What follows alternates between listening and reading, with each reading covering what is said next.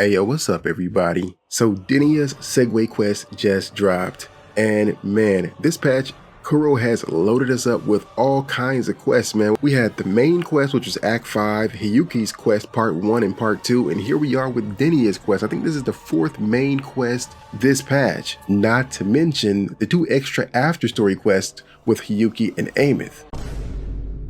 Man, they really stacked this up. This quest was really interesting and it introduced a number of different things that I wasn't really expecting. Yeah, man, let's talk about it. Also, spoilers. Duh. But let's go ahead and get into it. So, one of the things they talked about that was really interesting to me was the fact that there's a power limiter on the Grand Architect. That's right. The Grand Architect's power is not all-encompassing, extending on into infinity. Of course, you kind of know that to a degree, but it really wasn't established. It was just like, this person's powerful, they can shapeshift, they can turn into whoever they want to turn into. There is no limit to what they can do. You know, they didn't really say that, but it kind of came off that way, at least to me. But now, we now have parameters, requirements, as to what the Grand Architect must do. At the end of this quest, we get a message from Denia that she leaves behind. And in this message she leaves behind, it tells us that the Grand Architect's powers when it comes to shapeshifting, that's not their forte, which is also really interesting too, because it's like, that's not even the full extent of their power. That's just an aspect. She tells us that the requirement for being able to shapeshift into someone is the fact that the Grand Architect needs long-term observation and analysis of that person to be able to do it. Oh, sidebar, before I forget, we also get a gender for the Grand Architect now. The Grand Architect is now referred to as her throughout the entire quest. And so I've been referring to the Grand Architect as he, but looks like the Grand Architect just might be a she, or I don't know if they have a form, but right now, so far, they're going to be called she. But anyway, back to what I was saying before. The person needs long-term observation and analysis to pull this off. And I would have to say that there probably is another stipulation. I'd like to think the other stipulation is the person has to no longer be alive. The reason I say that is because at the end, Denia is like, okay, I want to tell you something that you can keep in mind to know it's me just in case I'm impersonated. But I mean, after all, Triss is obviously dead. We know that Wei Ying is dead. And so it's safe to say that Navora is probably dead. Like the real Navora is probably dead because we've never seen Navora. We never heard about her. So yeah, that's probably the case. But if that's not the case, that opens up another can of worms, because that means that with the Rover being as old as Rover is like one of the least safe people from being impersonated. Because basically, if a person lives for like forever, you have forever to be able to get enough information to impersonate this person. And we know that Rover and the Grand Architect have both been around for essentially for thousands of years, okay?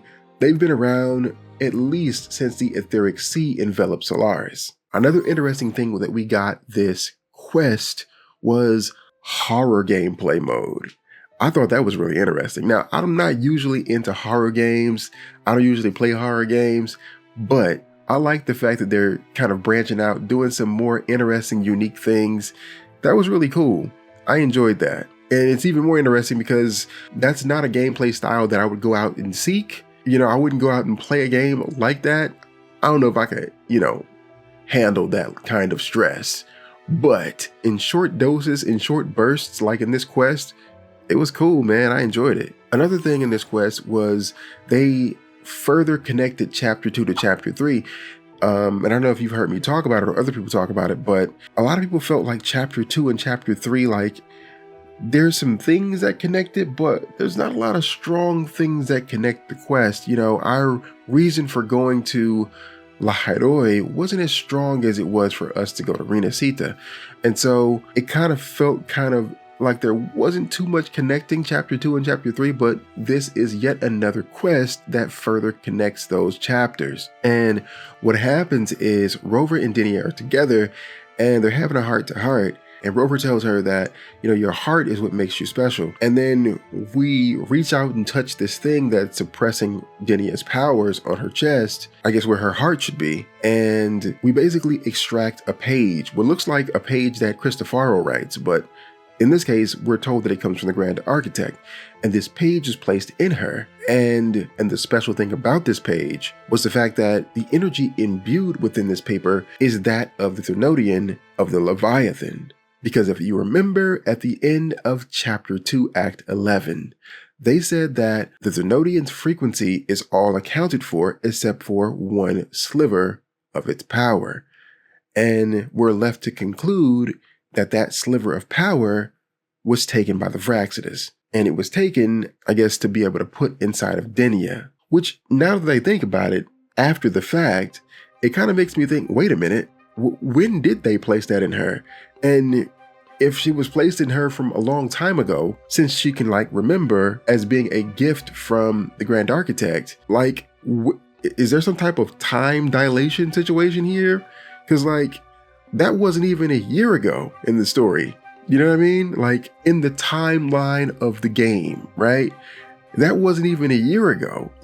This was just given to her. I don't know. I'm just putting two and two together. And so I guess that's a good point to shift gears here and talk about some of the questions that I have from this quest, because this quest did give me a number of different questions.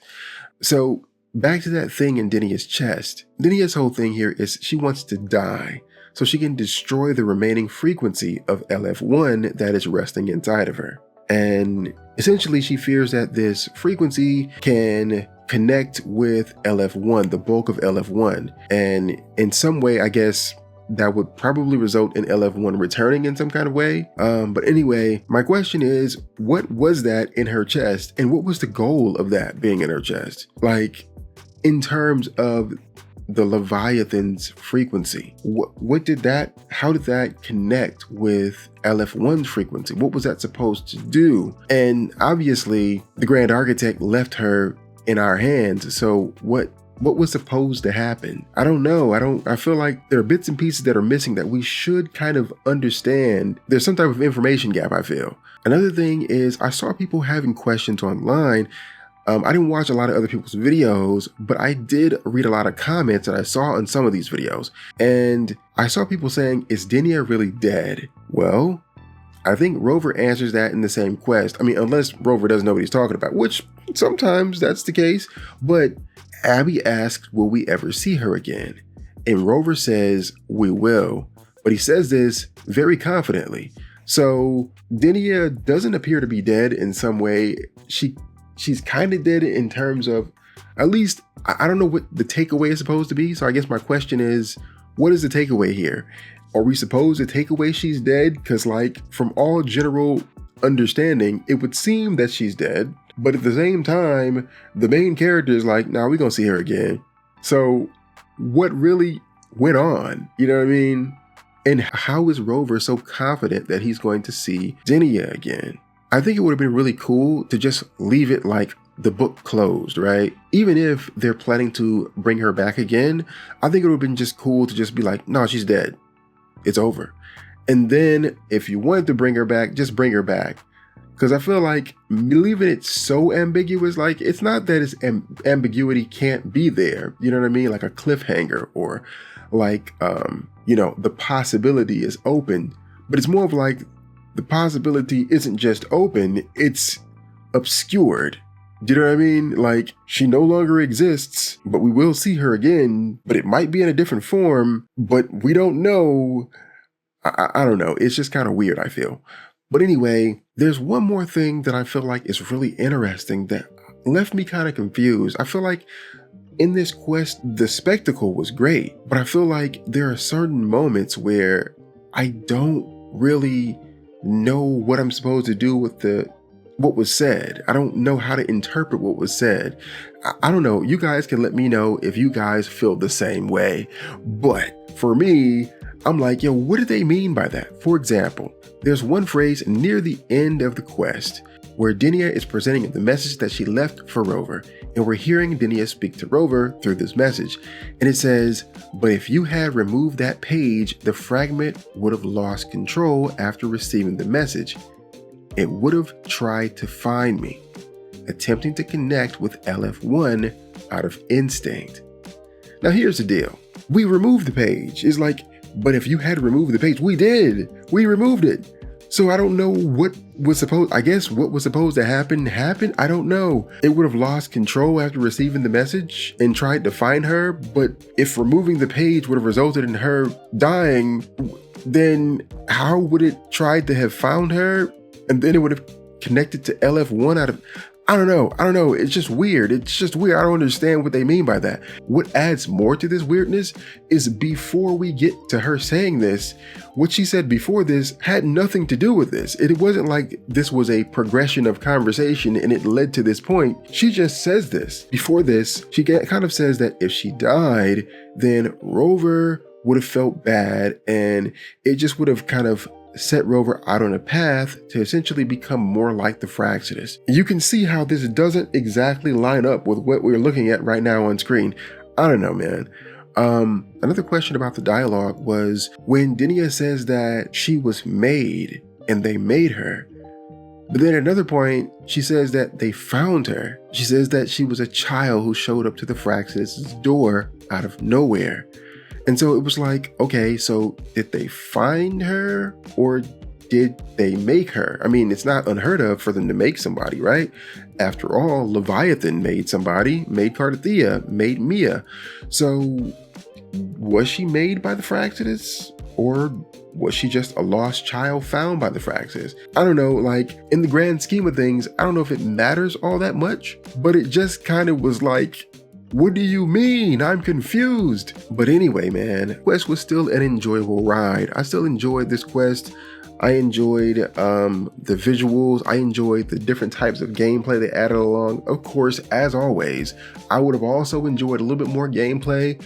This was a quest that was a bit dialogue heavy that didn't give us a lot of new information about. It wasn't like they gave us as much new information as Luke's quest gave us. So because of that, I would have wanted a little bit more gameplay, but it was still cool, man. And I definitely enjoyed the horror gameplay. That was really interesting, man. But anyways, folks, I just want to let you guys know how I felt about it, what I thought about this quest. Feel free to let me know what you thought. I can't wait to read your comments down below. But anyways, that is all I got for you guys today. And until next time, waves.